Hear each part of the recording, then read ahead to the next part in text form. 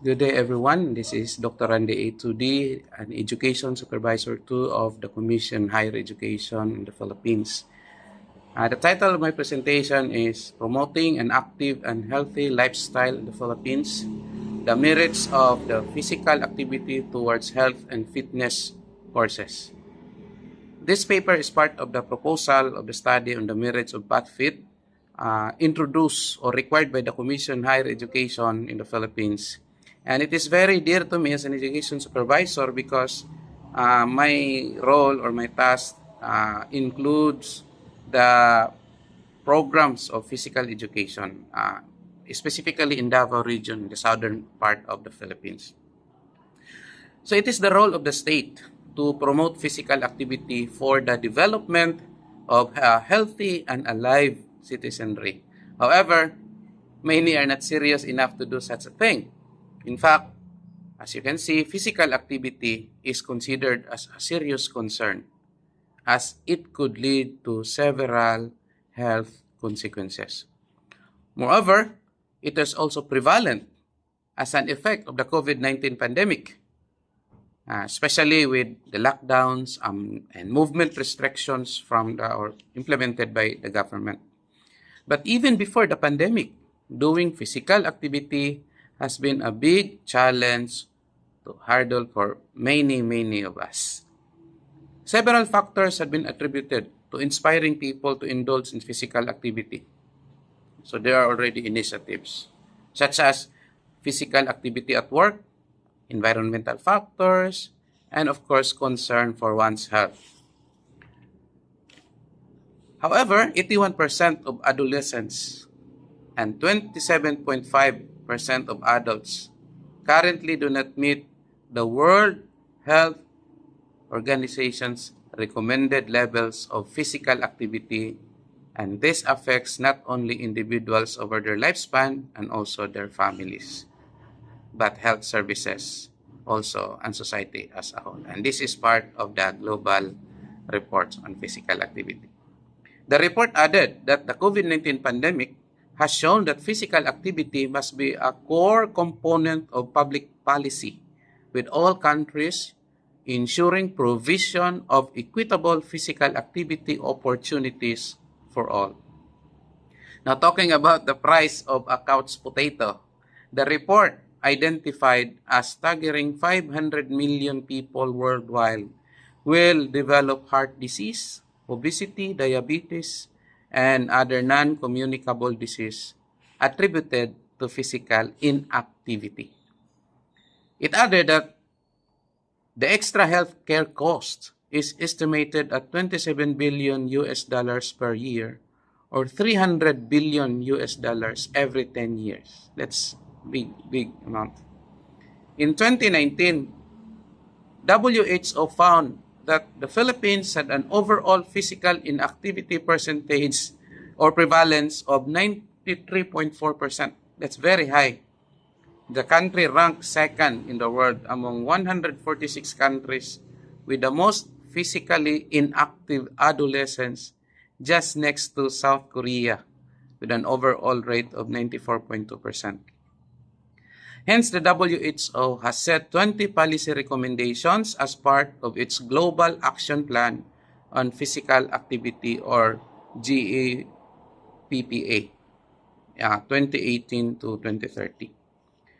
The GAPPA policy model for increasing physical activity includes recommendations to increase levels of participations across 4 strategic policy areas. So, number 1, active societies. This required sustained community-wide communication campaigns using diverse mass media communication channels and inclusive messages and images tailored to communities to effectively reach large numbers of people, to inform, motivate, and engage them in more physical activity. Second, active environments. This requires safe, affordable spaces and spaces that invite, support, and enable people of all ages and abilities to be active in different ways. For example, green public open spaces provide places for sport and play, while separated cycle lanes invite more people to cycle for short trips, usually in the parks. Third, active people. This require access to programs, services, and equipment that provide affordable, enjoyable, and inclusive opportunities for all people to be active where they live, work, play, including in schools, at work, in parks, and in other community venues. Lastly, active systems. These require governance and policy enablers that provide leaderships, relevant policy, legislative and regulatory frameworks, multi-sectoral coordination and partnerships, a trained workforce, and information system to support policy implementation and evaluation. So in order to respond to the needs of the country in the Philippines and also to address physical inactivity, the Commission on Higher Education released CMO number 39 series of 2021, just after the pandemic. It is entitled Policies, Standards, and Guidelines on the Implementation of Tertiary Physical Education, Physical Activity Towards Health and Fitness, or PATH-FIT. So as a background, it is very clear in the Philippine Constitution, which states that the state shall promote physical education and encourage sports programs, league competitions, and amateur sports, including training for international competitions, to foster self-discipline, teamwork, and excellence for the development of a healthy and alert citizenry. All educational institutions, including those under TED, shall undertake regular sports activities throughout the country in cooperation with athletic clubs and other sectors.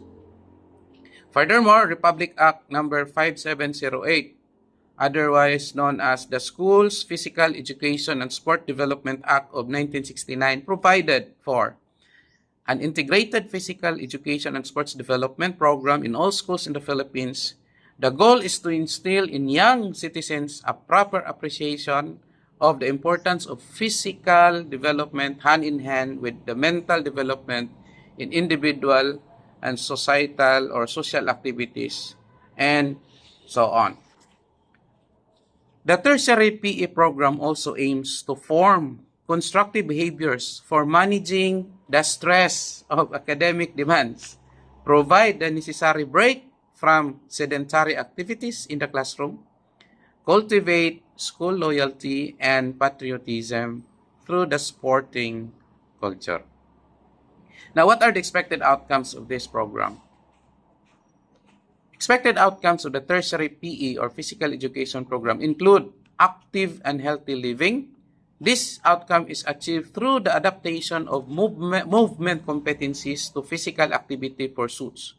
Movement competency and confidence allows the learner to engage in a variety of moderate to vigorous physical activities, resulting in improvements in one's fitness levels, as well as optimizing health by way of reducing health. And advocacy and action. At the individual level, this outcome is achieved through periodic evaluation of the learner's physical activity levels, fitness levels, and dietary or eating patterns. As you can see in the slide, these are the standards for and outcomes for the two components, active and healthy living. Example outcomes for active and healthy living is participate in moderate to vigorous physical activities, and so on. And also for advocacy and action, an example of this is devise, apply, and assess a range of strategies, and etc. So this is the course description for the four, because there are 4 courses under PATH-FIT. So for PATH-FIT 1, Movement Competency Training. So this course reintroduces the fundamental movement patterns that consist of non-locomotor and locomotor skills, which are integrated with the core training to meet the demands of functional fitness and physical activity performance, and so on.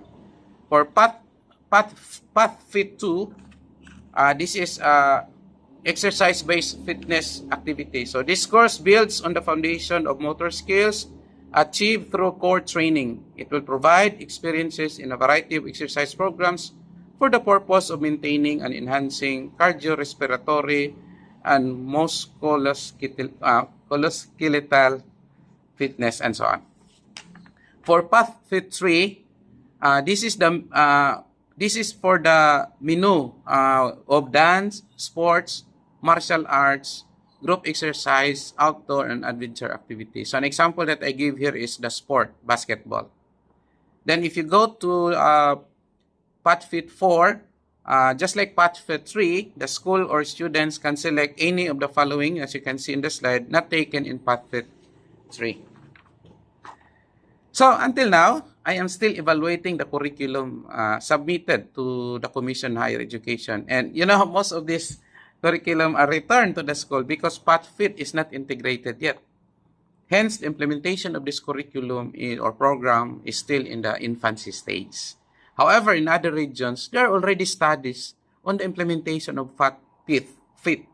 For example, in this study, as you can see, findings revealed the skills performance of the students was excellent after using explicit instruction in fitness exercise as to muscular strength, push-up, muscular endurance, planking, flexibility, sit and reach, and cardiovascular endurance, the 3-step test.